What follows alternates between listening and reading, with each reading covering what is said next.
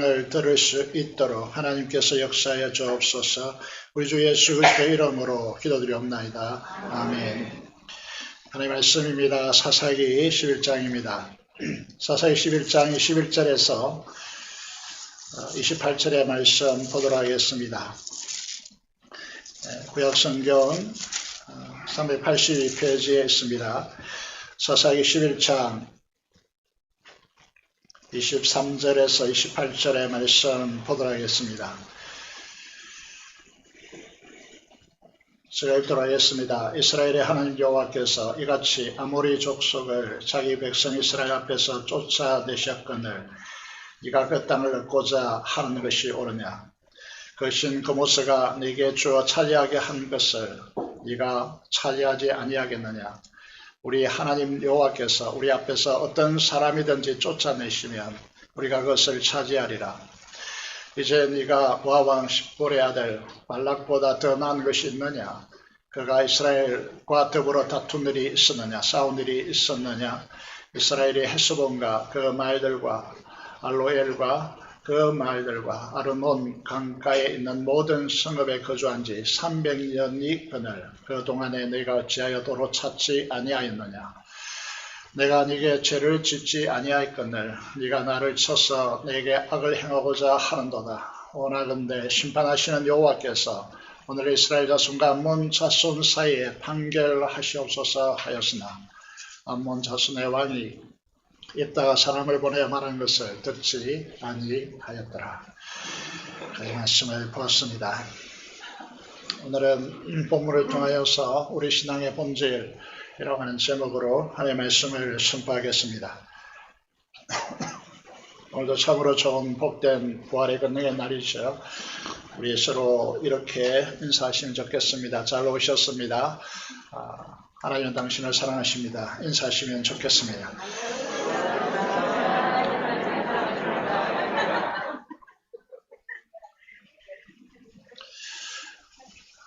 우리 교회는 매일 성경으로 큐티를 하고 있습니다. 그래서 저희 특성상 강해 설교를 사례대로 하지 못하는 아쉬움이 있습니다만은 인물 중심으로 말씀을 살펴보고 있습니다. 양해하시기를 바라겠습니다. 정채본 시인이라는 분이 있는데 이분이 상처 없는 새는 없다라고 하는 시를 썼습니다. 이 말은 인간을 새에 비유한 것인데 인간은 한 사람도 예외 없이 상처를 입지 않는 사람은 없다. 그렇게 말하고 있습니다. 20세기 최고의 작가라고 할 수 있는 헨리 다우엔이 지은 책 중에 하나가 대표적인 책이죠. 상처 입은 치유자라고 하는 책이 있습니다.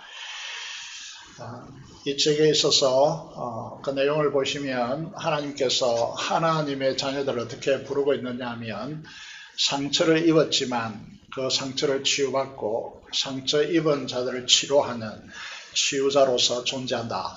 이렇게 하나님의 자녀들을 말하고 있습니다. 다시 말해서 생명을 다른 사람에게 주는 통로가 될 수 있다라고 그렇게 말하는 것입니다. 우리가 착각하는 것 중에 하나가 교회는 착한 사람들이 모인다라고 그렇게 착각하는 분들이 많습니다. 교회는 착한 사람들이 모이는 곳이 아닙니다. 교회는 하나님이 없으면 안 되는 사람들이 모이는 곳입니다. 상처받은 사람들이 모이는 집단이라는 것이죠. 그 상처는 어떤 문제를 일으킵니까? 상처는 가시가 돋아나서 가까운 사람들을 찌르는 그런 상처를 줍니다. 그래서 교회는 상처가 많습니다. 이 상처 때문에 교회 안에 수많은 문제가 일어납니다. 교회가 건강하고 재생산하는 주님의 몸된 교회가 되기 위해서는 반드시 이 상처의 문제를 다루어야 하고 우리 안에 상처가 있음을 꼭 기억해야 한다는 것이죠. 사사기의 중심부는 의외로 기도원의 이야기도 아니고 삼손의 이야기도 아닙니다. 이 사사기의 중심부는 우리가 읽은 사사기 9장에서 11장까지가 사사기의 중심부라고 할 수 있습니다. 여기에는 두 인물이 등장하고 있죠. 누굽니까? 아비멜렉이라고 하는 인물과 오늘 우리가 읽고 있는 입다라고 하는 인물입니다. 이 인물의 비교를 통하여서 우리 내면에 이게 함축되어 있는 우리 내면에 존재하고 있는 상처의 문제를 다루고자 합니다. 우리에게는 이별의 상처도 있고 특히 이제 비교 의식 속에 자라나기 때문에 그로부터 받은 상처가 있습니다. 우리 안에 있는 이 여러 상처들 중에서 치명적인 상처는 무엇일까요? 그것은 거절당하는 상처입니다. 거절감은 버림받았다는 느낌에서 옵니다. 버림받은 거절감은 우리 인생의 치명적인 그런 상처가 된다는 사실을 아비멜렉을 통해서 우리에게 보여줍니다. 여러분, 아비멜렉은 거절당한 상처를 해소하지 못한 대표적인 인물입니다. 그는 잘 아시는 대로 섭의 아들로 태어났습니다. 그런 버림받은 어릴 때 상처 때문에 그 상처가 분노와 보복으로 얼룩져서 정말 이스라엘에게 크나큰 이스라엘 사사의 역사상에서 동족을 치는 이런 일은 그 이전까지 없었습니다. 그런데 이 일이 일어나는 것이죠. 그는 어머니 지파인 세겜의 도움을 받아서 바알 신전, 바알버릿이라고 이제 나타나고 있는데 약속의 바알이다. 이렇게 이제 해석되어집니다. 약속 여호와 하나님을 바알버릿으로 바꾼 것이죠. 그 신전에서 세겜 사람들이 은 70개를 내어줍니다. 그걸 정치 자금으로 삼아서 방탕하고 경박한 사람들을 사서 돈으로 사서 그를 따르게 하고 오브라에 있는 그의 아버지 누굽니까? 기드온입니다. 여룹바알이라고 불려졌죠. 그의 이제 아버지에게는 70명의 아들이 있는데 한 바위에 몰아넣고 다 칼날로 죽이는 것이죠. 그리고 이제 세겜 사람들에게 70명이 왕이 되어서 너희가 70명을 섬기는 것이 낫느냐? 아니면 한 사람, 나를 섬기는 것이 낫느냐? 그렇게 끔찍하게 살해하고 스스로 왕이 되어집니다. 그의 어머니 친족인 세겜 사람들이 이렇게 도움을 줘서 왕이 되었지만은 하나님께서는 악한 영을 보내십니다. 분리의 영을 보내시고 세겜과 아비멜렉 사이에 분열이 일어나게 합니다. 그래서 이제 이 자기를 배반한 어머니의 친족이지만은 그 세겜 그 성을 도살합니다. 그의 백성들을 다 죽이고 그 성을 헐고 소금을 뿌립니다. 소금을 뿌렸다는 것은 그 땅을 황폐화해서 사람 살 곳이 못되게 만들었다는 것입니다. 이 세겜 사람들이 이제 높은 망대로 올라가서 살아남은 사람들이 1000여 명 되었는데 이 세겜 사람들이 에브릿 신전의 보루로 피신합니다. 그러니까 이 아비멜렉이 어떻게 합니까? 자기가 돈으로 산 사람들과 함께 산에 올라가서 나무를 찍어가지고 그 나무를 어깨에 메고 와서 그 망대 보루에 걸쳐놓고 거기에 불을 지릅니다. 그러니까 이 1000명의 피신한 사람들이 몰살합니다. 남녀 죽은 숫자가 1000명이었다. 그렇게 사사기에서 기록하고 있죠. 저희가 버림받은 이 거절감의 상처 때문에요. 그것을 해결하지 않고 권력을 잡았기 때문에 잔인한 폭력을 통해서 살해하고 불태워서 몰살시키는 끔찍한 일을 자기 민족에게 행한 것입니다. 이런 아비멜렉의 최후 어떻게 되어지죠? 여러분, 이게 세겜 그런 성읍을 파멸했을 뿐만 아니라 더 욕심을 가지고 데베스라고 하는 견고한 성읍을 치게 되어집니다.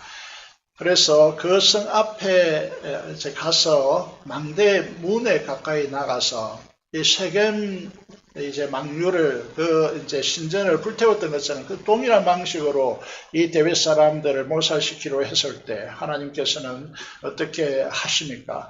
한 여인이 그 성을 위에서 맷돌 위자, 우리나라 맷돌과 좀 다른 형태인데요. 동그란 이게 막대처럼 그렇게 되었다고 합니다. 이것을 아비멜렉 머리 위에 떨어뜨려서 두개골이 끼어져서 살 수 없게 되어지죠.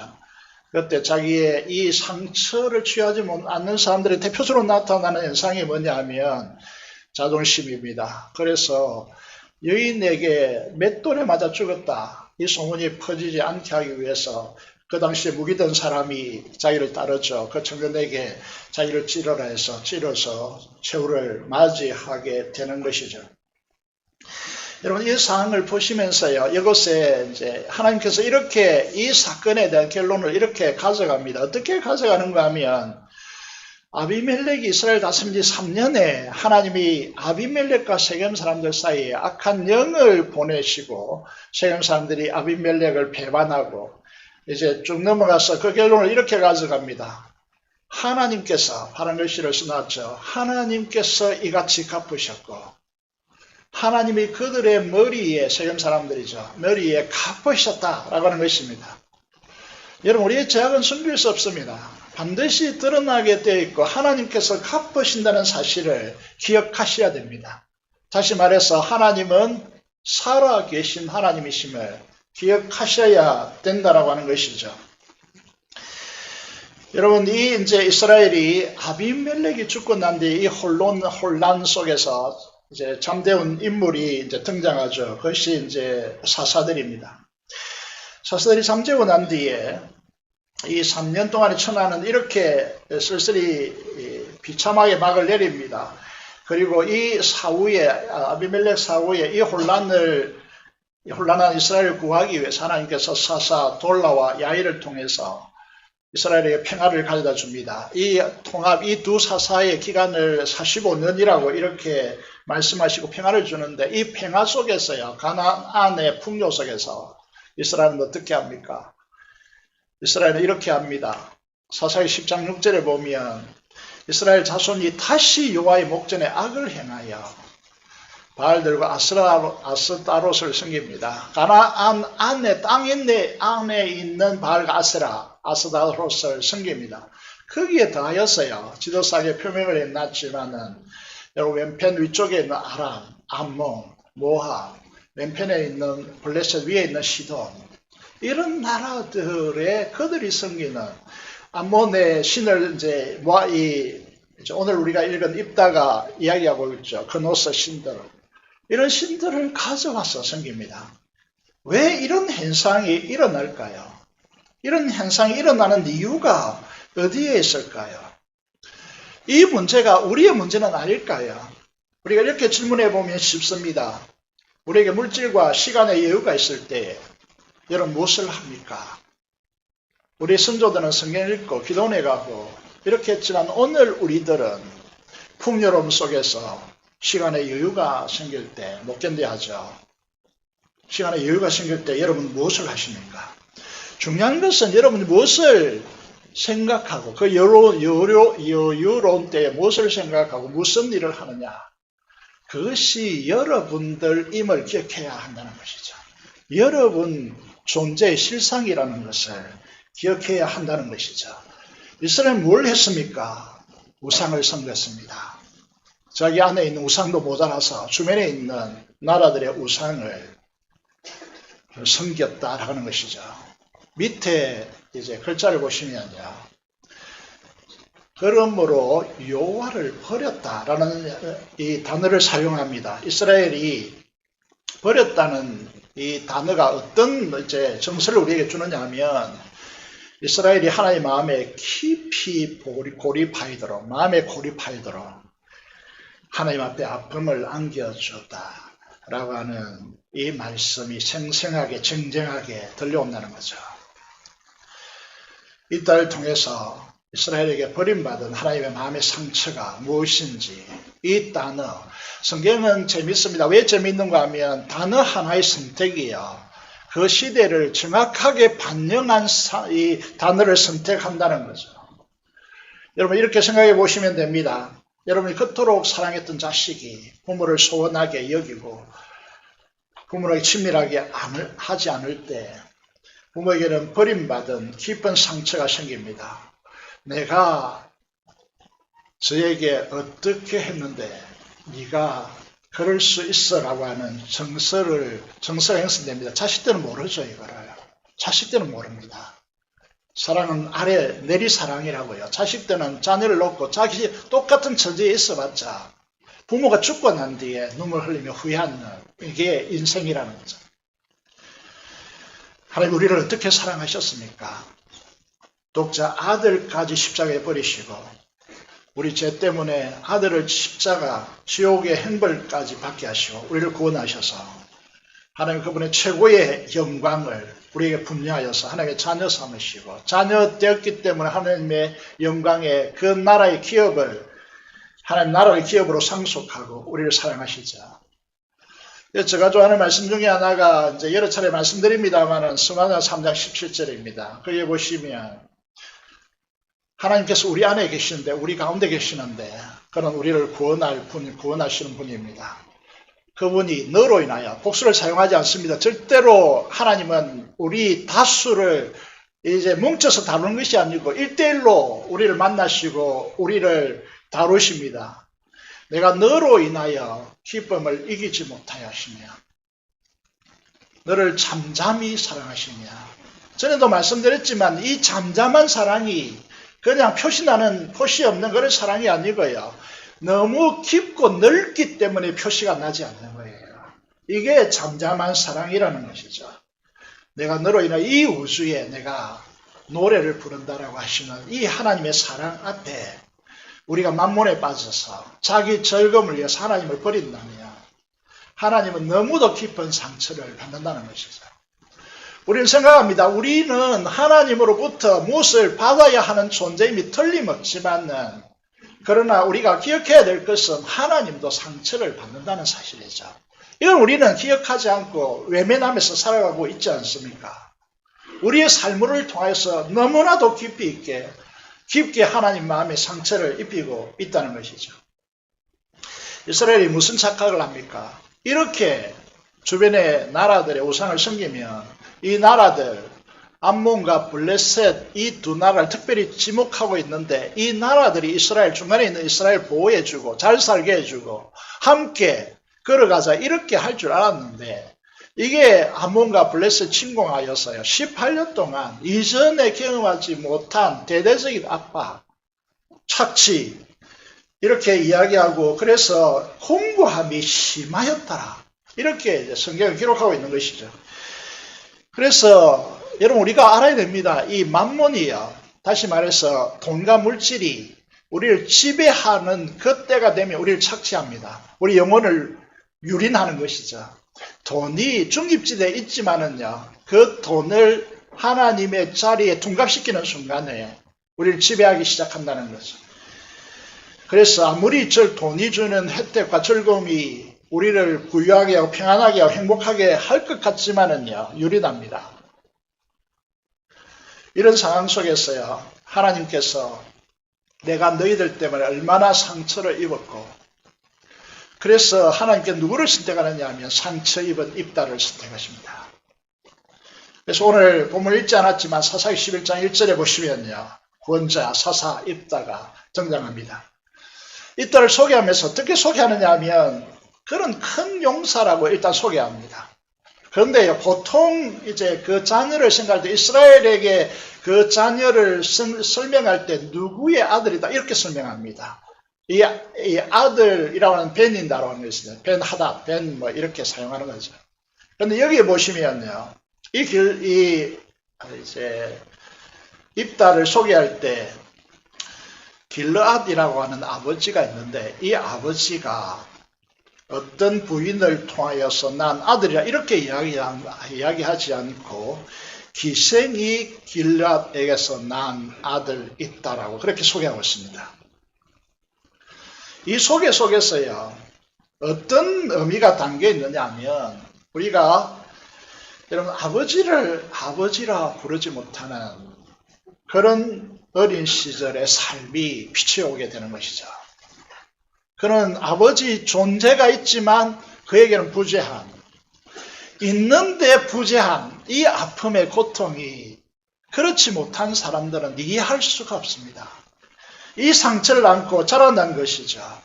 아비멜렉보다 훨씬 더 깊은 상처 속에 자라난 것이죠. 이 언어 배치를 통하여서야, 말씀드린 대로 이 성경의 언어 배치를 통하여서야, 여러분 그 이제 어린 시절의 이 입다의 그 내면을 들여다보게 하는 것이죠. 길르앗에게는 정식 아내가 있었습니다. 그가 난 여러 아들이 있었죠. 그런데 이 아들들이 기생이 아버지에게 꼬리쳐서 난 더러운 자식 입다, 그에게 아버지의 유산 한 푼도 그가 가져갈 수 없다. 그래서 어릴 때 집에서 쫓아낸 것입니다.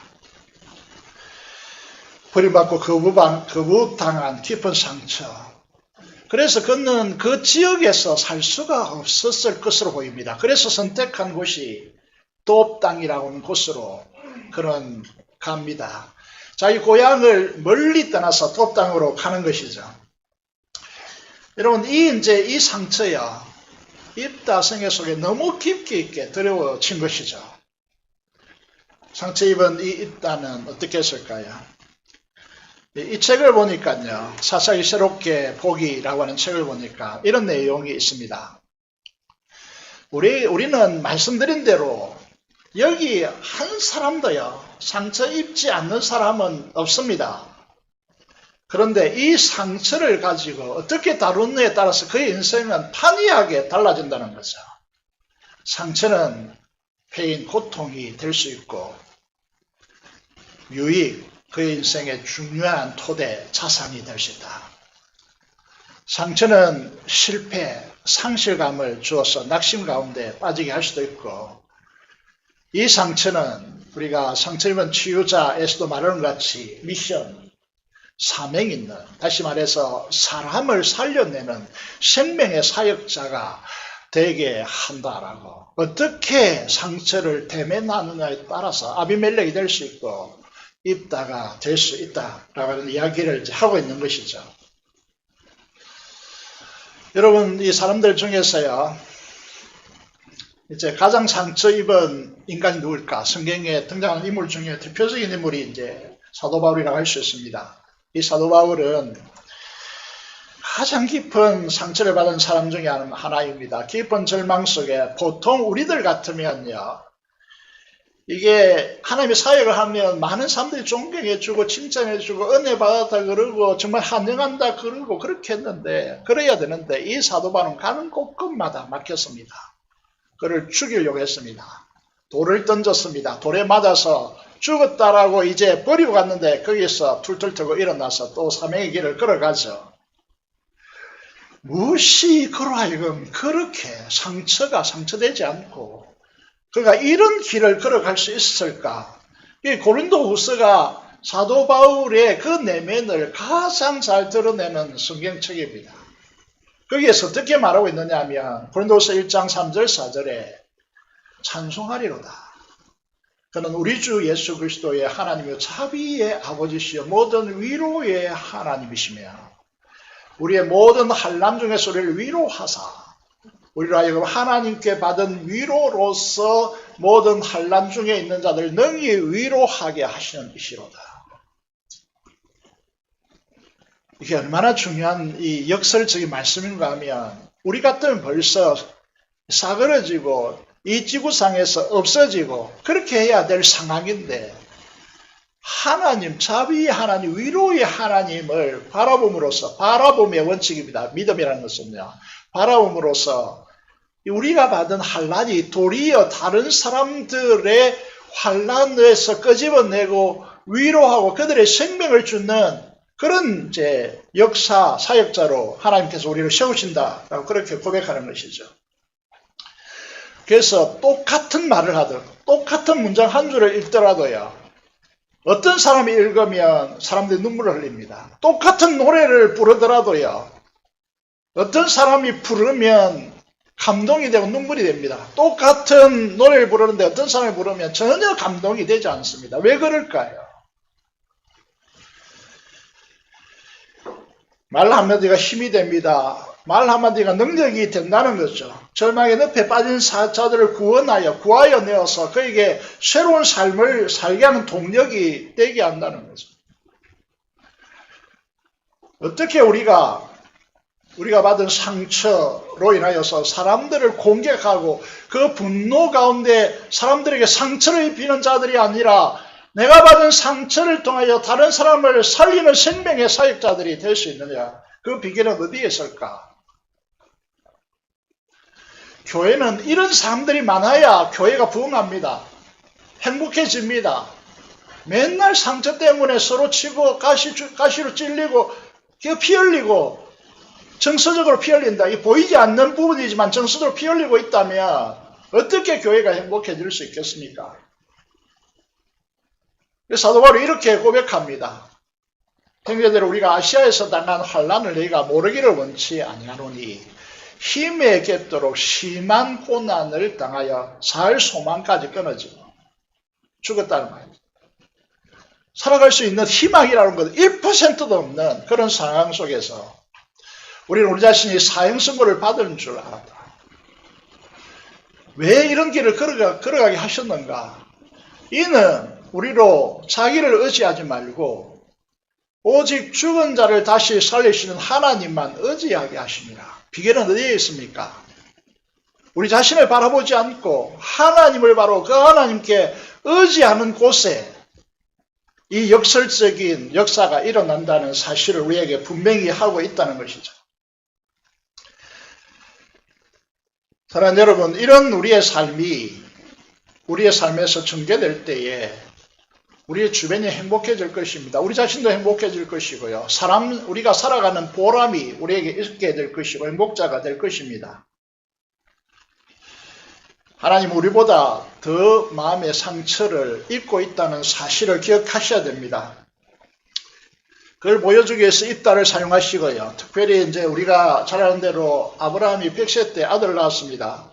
그가 청년이 되었을 때, 아이라고 그렇게 표현하지만 청년입니다. 20대, 18세, 20대 이런 때에 하나님께서 아브라함에게 기막힌 명령을 하시죠. 너 독자 아들을 번제로 드리라. 번제로 드리라는 것이 지금 이제 양을 키우는 아브라함이 돌아다니는 주요 지역인 이 베르세바 이런 지역이 아닙니다.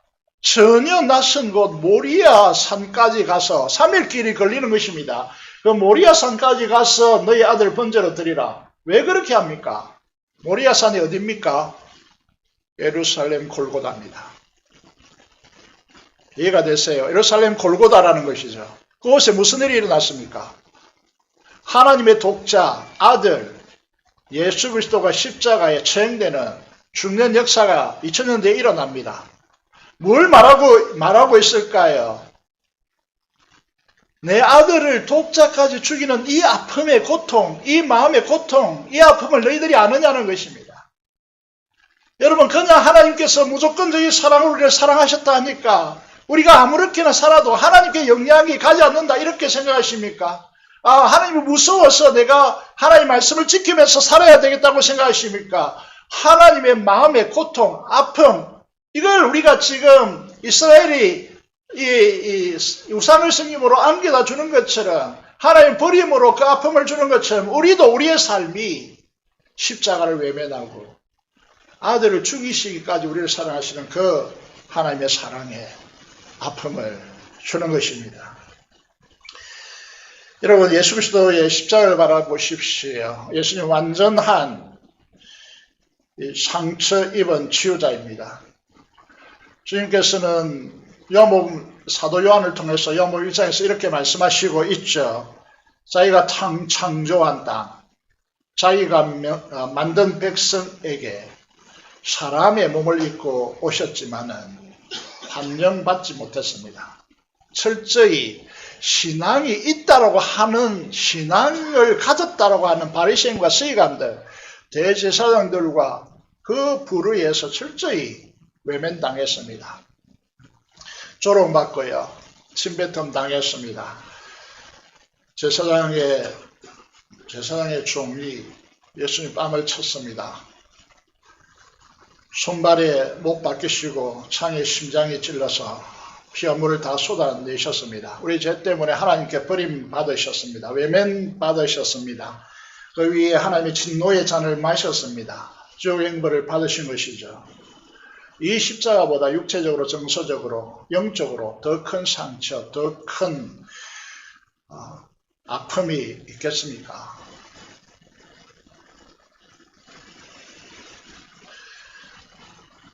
그런데 성령 하나님의 역사 속에서 믿음으로 우리가 이 십자가를 바라보면 이 십자가가 나의 십자가로 변하는 놀라운 경이로움이 일어납니다.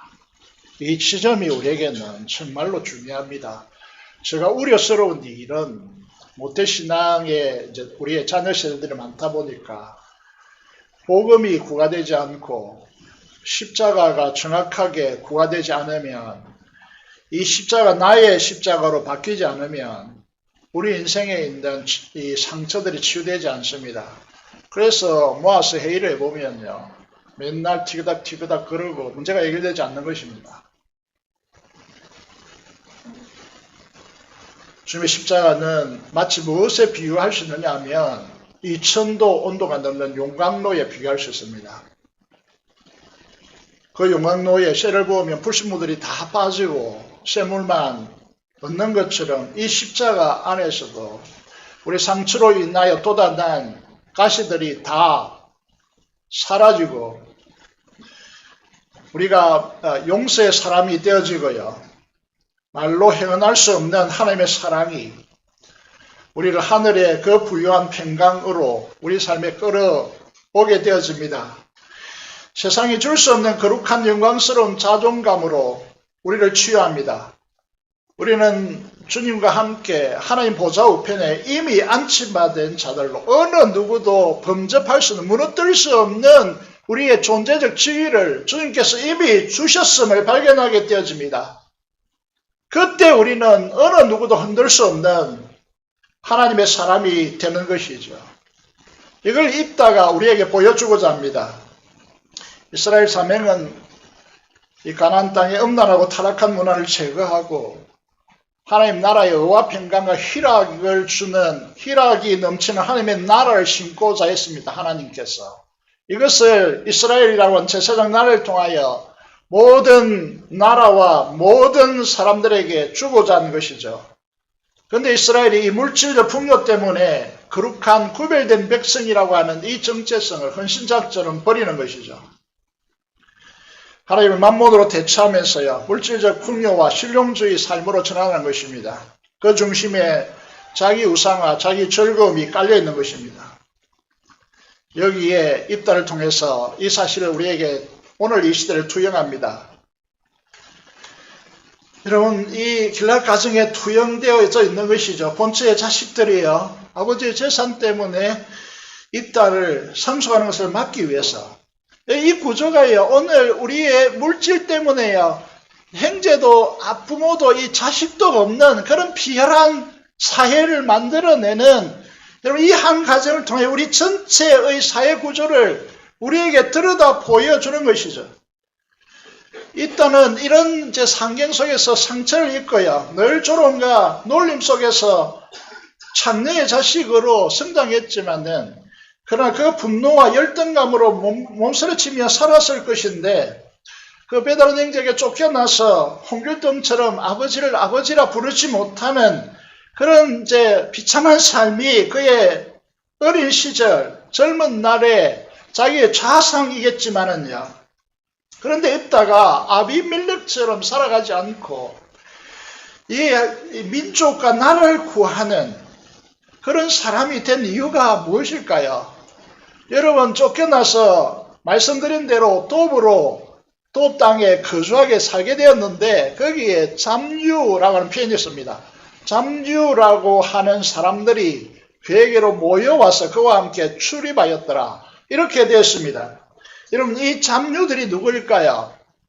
여러분, 이 입다를 통하여서요, 다윗을 비춰줍니다. 다윗의 삶을 보시면요, 골리앗을 죽이고 사울의 시셈 때문에 그는 도망자의 실세가 되어지고 블레셋 가드에 돌아가서 미친 척 하다가 죽을 그런 위험에서 미친 척 하면서 살아나오고 도망하여서 어디에 갑니까? 아굴람이라고 하는 굴에 거하게 되어집니다. 이걸 아굴람 공동체라고 하는데, 이 아굴람 공동체에 다윗이 있다는 소문이 퍼지니까 주변에 400명이 모여서 다윗에게 오는데요, 그 사람들의 면면을 이렇게 보여주고 있습니다.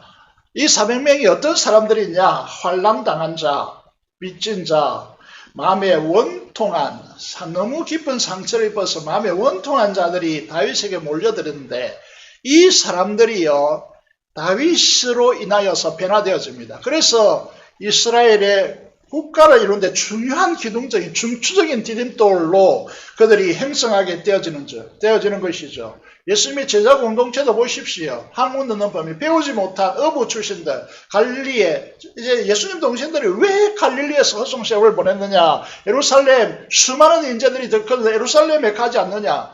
그렇게 했지만은요, 예수님 공동체, 예수님 제자 공동체, 무식했고, 배우지 못했고요, 믿음도 별로 없었습니다. 늘 책망받았죠. 그런데 예수님 안에서요, 그들은 놀라운 사람으로 변화되어지는 것이죠. 그래서 이제 이 입다를 보면요, 그 당시에 암몬이 군대를 일으켜서 이스라엘 치려고 했는데, 이 침공 앞에서, 이 전쟁이 발발하는 이 위기 앞에서 이스라엘 가운데 아무도 일어나서 이 전쟁을 감당하고자 하는 사람들이 없었습니다. 무슨 말을 하려고 하느냐 하면, 자기의 즐거움에 빠지고 자기 물질을 가지고 자기의 즐거움에 빠지고 하나님의 나라를 추구하지 않는 인생들에게는요, 저항력이 없습니다. 세상에 정하고자 하는 의식들이 없습니다. 말씀의 칼을 빼내어서 믿음의 방패를 가지고 사탄이 교회를 점령하고 교회를 무너뜨리려고 하는 이 영적 전쟁의 전면에 서서 하나님의 성령의 검을 빼들고 믿음의 방패를 가지고 하나님의 전쟁에 나설 사람들이 없다니까요. 오늘 이 시대를 보십시오. 예배 드리지 말라 하니까 예배 드리지 않아야 되고, 이건 하나님의 뜻이 무엇인가? 여러분, 이 저항력을 상실하고 있는 이 시대를 보십시오. 아무도 하나님 앞에서 저항력을 가지고 서려고 하는 사람이 없는 것이죠. 그러면 이따가 왜 이렇게 하나님 앞에 하나님의 역사에 쓰임받는 통로가 될 수 있었는가? 우리가 읽지 않았지만 간단하게 사사기 11장 14절에서 21절의 내용을 정리해 보면, 여러분, 이게 상처를 받아서 쫓겨났고 상처 입은 잡류들이 이제 입다에게 모여들었는데, 그는 그 세월 동안에 거기에서 버림받은 땅에서 버림받은 자들과 함께 상처 입은 사람들이 모여서 시간을 보냈는데, 그는 거기에서 무엇을 했을까요? 이제 암몬에게 사신을 보내어서 암몬 왕이 주장한 대로 너희가 지금 차지하고 있는 것은 본래 우리의 땅이다 라고 그렇게 말하면서 이 전쟁은 정당하다라고, 너희를 치고 이스라엘을 우리가 빼앗고 점령하는 것은 너무나 역사적으로 정당하다고 하는 이 부분에 대해서 입다는요, 어떻게 말합니까? 지금 출애굽하여서 이제 뭡니까? 홍해를 건너고 강야를 거쳐서 가나안 땅으로 오는 과정에 대해서요, 모세오경에 나타난 하나님의 역사에 대해서 그들은 공부하고 또 공부하고, 그들은 이 하나님의 역사를, 여러분, 이게 살아있는 하나님의 말씀으로 공부합니다. 그들 공동체와 함께. 그래서 하나님의 말씀을 공부하다 보면, 여러분, 우리가 이제 촬영을 하죠. 카트 딱 해가지고, 요즘은 그렇지 않았죠. 옛날에는 영화 그랬습니다. 필름으로 촬영할 때 카트 해가지고 그 속도하면 이게 살아있는 형태로 바뀌죠. 말씀도 마찬가지입니다. 기록된 말씀이야 성령 하나님의 은혜 안에서 읽기 시작하면 하나님의 역사가 우리의 눈에 드러납니다. 이 시대가 이걸 경험해야 돼요. 이걸. 우리가 왜 공부해야 되느냐? 그래서 이 암몬 왕이요, 입다에게 대답한 것을 완전히 깨트리고요, 하나님께서 어떻게 역사하셨는가라는 사실을 변증합니다. 그래서 여러분, 우리는 이 하나님의 역사에 정통하고요, 그 하나님의 말씀을 통하여 하나님께서 어떻게 역사하셨는가에 대한 이해가 있는 사람들이 하나님의 역사를 일으킨다는 것이죠. 그 중에 이제 제가 제목을 그렇게 잡았습니다. 믿음의 대원칙, 믿음의 본질이라는 부분을 잡았는데, 어려운 말이지만 쉽게 풀이해 보겠습니다. 이 핵심이 이제 사사기 우리가 읽지 않았지만 11장 21절에 있습니다. 단순한 진술 같지만은요, 중요한 말씀입니다. 이제 우리 찬양대 찬양을 했습니다. 이해되지 않지만은 하나님의 믿음으로 하나님의 말씀에 순종함으로 하나님의 역사를 감당하는 이런 내용의 찬양인데 오늘도 마찬가지입니다. 주님께서 제 아들에게 밤새도록 고기를 잡았지 한 마리도 잡지 못했습니다. 그래서 깊은 데로 가서 그물을 내리라. 깊은 데로 가서 그 당시는 온양어선 채비가 되어 있지 않기 때문에 깊은 데로 가서 그물을 내려서 고기 잡을 수 없습니다. 그런데 이게 경험에 반하고요. 깊은 데로 가라. 그리고 그물을 내리라. 이거는 그 당시 베드로와 또 그 친구들, 요한과 야고보 이런 친구들의 입장에서는요, 있을 수가 없는 겁니다.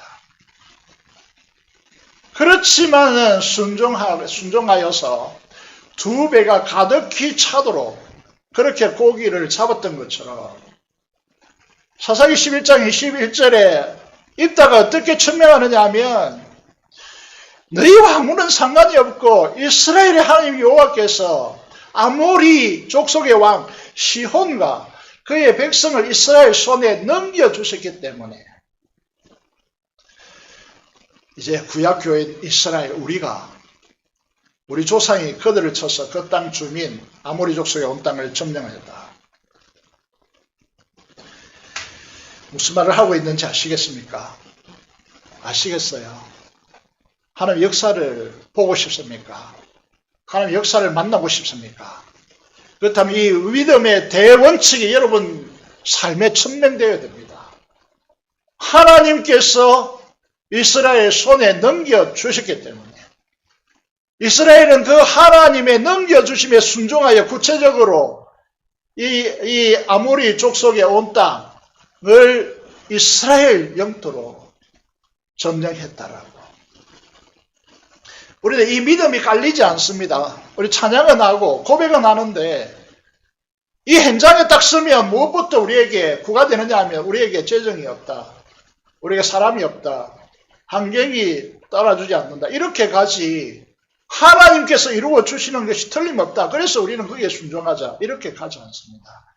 그러면 그런 사람들에게 하나님의 역사를 경험할 수가 없는 것이죠. 오늘 우리에게 이 믿음이 우리에게 요청된다는 것이죠.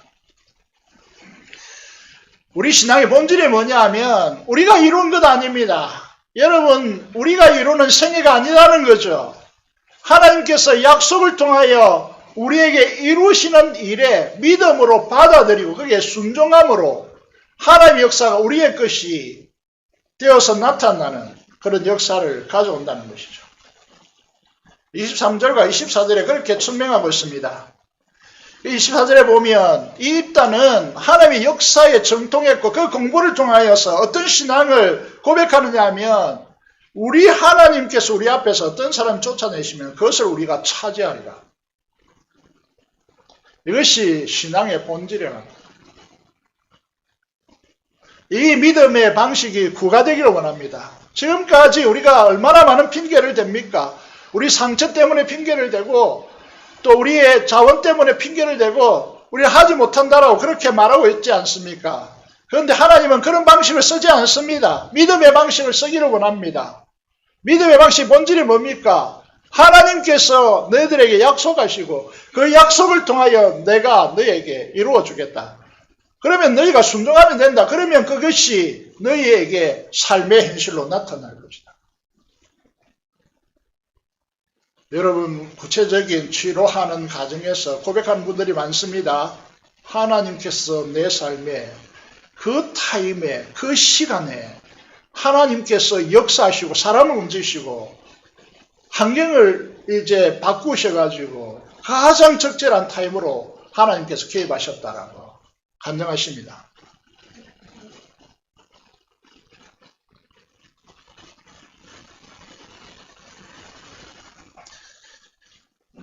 자, 계속해서 저희들은 본해프를 언급하고 있습니다. 왜냐하면 이게 우리 신앙과 가장 닮아있기 때문이죠.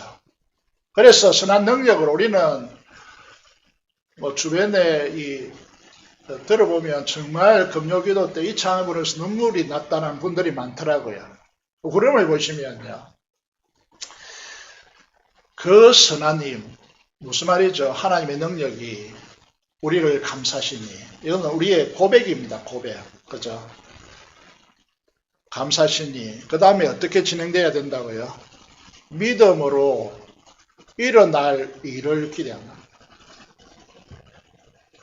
그래서 주님이 언제나 우리와 함께 계시기 때문에 우리의 삶 하루 또 하루가 오늘도 같고 내일도 같고 그런 인생이 아니고요. 내일이 기대되어지는 하루 또 하루가 늘 새로운 그런 삶이 된다고 고백하는 것입니다. 그의 고백대로 그는 죽었지만 감옥 속에서 나오지 못하고 1945년이 해방된 날, 우리 이제 이 세계적으로 똑같으면 우리나라와 똑같지. 그런데 44년에 그는 모네프는 죽었지만 그의 능량력은 살아서 오늘 젊은이들의 가슴을 뛰게 하고 우리나라에 멈추어졌던 낭만도 없고 대학생활이 말이죠. 낭만도 없고 미래에 대한 기대도 없고 정말 청년이 정말 여러분 우리 세대가 생각하는 청년 세대 우리 때의 청년 세대 전혀 다릅니다. 희망이 없는 이 세대 속에서 이 청년들의 가슴을 뛰게 하는 것이 무엇입니까? 믿음이라는 거죠. 새벽에도 말씀드렸지만 그래서 이제 내년 여름 성경학교는 저보고 또 주제 해설을 써라 해가지고 목적을 가지고 썼는데요. 여러분 이게 하나님 안에서 기대를 가지고 우리가 하나님께 순종으로 반응할 때 하나님은 우리를 통하여 이 민족을 살려내고 이 사회를 변혁시키고 부흥의 통로를 열 것으로 확신합니다. 그런 자에게 자기 상처를 주님의 십자가 안에서 그 해결하고요. 믿음으로 일어날 일을 기대하는 사람들에게 하나님의 역사가 되기 위해서 마지막으로 딱 두 가지를 말씀드리고 마치려고 하는데 그 사람들에게 두 가지를 행하게 하십니다. 하나는요, 기도하게 하십니다. 아무리 강조해도 여러분 하나님의 사람들은 기도합니다. 이게 철칙이에요. 하나님이 어떡한다는 거죠. 자기의 일이 아니고 우리의 범위와 우리의 능력할 수 있는 일이 아니기 때문에 기도합니다. 두 번째로 이제 우리 1장인데 29절을 보시면요. 사사기 11장 29절을 보시면요. 우리는 연약하고 무능한 존재들이죠. 상처 입은 존재입니다. 그런데 그 상처를 십자가로 처리하고 긍정의 믿음의 방식으로 바꾸고 하나님 앞에 믿음으로 약속을 바라보는 자들에게 하나님께서 무엇을 주십니까? 29절을 한번 읽어보실까요? 같이 읽어보겠습니다. 성경 찾으셨죠? 그죠? 시작. 이에 여호와의 영이 입다에게 임하시니 이따 길롯과 므낫세를 지나서 길르앗의 미스베에 이르고 길르앗의 미스베에서부터 암몬 자손에게 들어갈 때에 이렇게 됐습니다. 하나님의 영이 임한다는 거죠. 우리의 최대의 축복은 성령 하나님의 내주하심과 그 은사의 기름 무엇인가 그 충만함입니다. 이것은 우리의 인간의 한계를 넘어서고 하나님의 역사를 이루는 통로가 되어집니다. 그래서 우리는 금요일마다 기도합니다.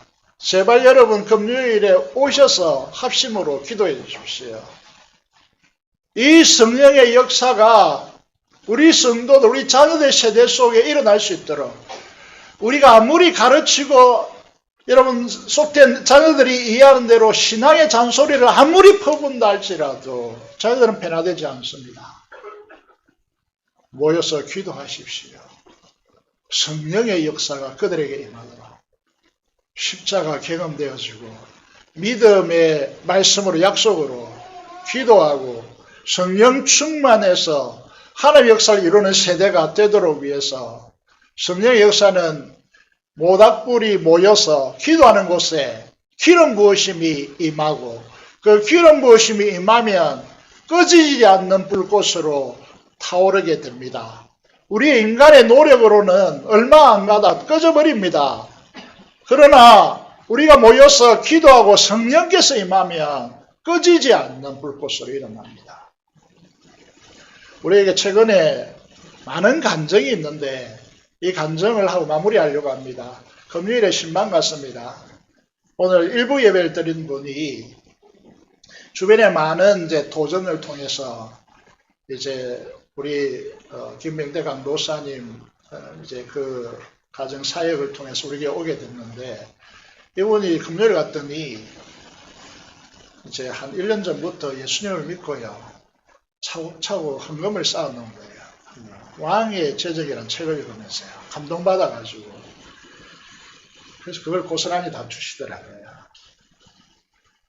얼마 전에 이제 우리 교회 바로 뒷집, 제가 많은 분들이 기도해 달라고 했습니다. 그분이 저희 교회, 그분의 표현은 제 말 한마디에 낚시 바늘 끼듯이 그렇게 끼어가지고 우리에게 오기 시작하면서 새벽 기도 오시던데 새벽 기도 감동받아가지고 그 새벽 지난 금요일 그때 하필 금요 기도의 숫자가 적더라고요. 뜨끈뜨끈한 떡과 그 주먹밥을 해 오셔가지고 저희들이 뜨겁게 맛있는 떡과 또 주먹밥을 먹었습니다. 이건 우리 교회에 주시는 축복이라고 생각하거든요. 하나님 역사가 이렇게 시작되고 있습니다. 신뢰하고 믿고 기대하시기 바랍니다. 하나님 우리를 축복하실 거예요. 우리같이 순종적이고 심성이 착한 성도들이 이 축복받지 않으면 안 되잖아요. 그죠? 축복받을 겁니다. 성령의 역사를 위해서 순종하는 자들에게, 믿음을 가지고 순종하는 자들에게 하나님께서는 성령의 축복을 주십니다. 성령 하나님의 축복을 부으신다는 거죠. 그래서 인간적인 도모가 아니라 하나님의 역사에 의해서 움직여지는 그런 놀라운 역사가 여러분의 삶과 가정과 여러분 생활터전과 특별히 우리 교회에 속한 모든 심령들의 임하기를 주님의 이름으로 축복합니다. 기도를 드리겠습니다. 오늘 말씀을 통하여서 하나님이 이루시는 통로의 믿음의 순종을 우리에게 허락하여 주시고 성령 충만함으로 역사에 달라라고 그리고 민족의 복음과 통일을 받는 선교사를 위해 사람성으로 기도하겠습니다. 기도하겠습니다. 살아계신 아버지 하나님 은혜를 감사합니다. 하나님께서 역사하여 주시고 우리의 손과 발과 우리의 심령을 다 하나님께 드려서 아버지 앞에 연락되게 하시며 우리의 통로로 삼으시고 우리가 피가하게 하시며 성령 충만한 역사 일어나게 하셔서 아버지 민족 복음과 통일과 파송의 선교사 이 모든 사역을 잘 감당할 수 있도록 하나님께서 역사하여 주시며 우리의 삶에 성령 충만을 역사하시는 주님의 삶의 현장을 우리가 구축할 수 있도록 하나님께서 역사하여 주시옵소서. 감사드리고 우리 주 예수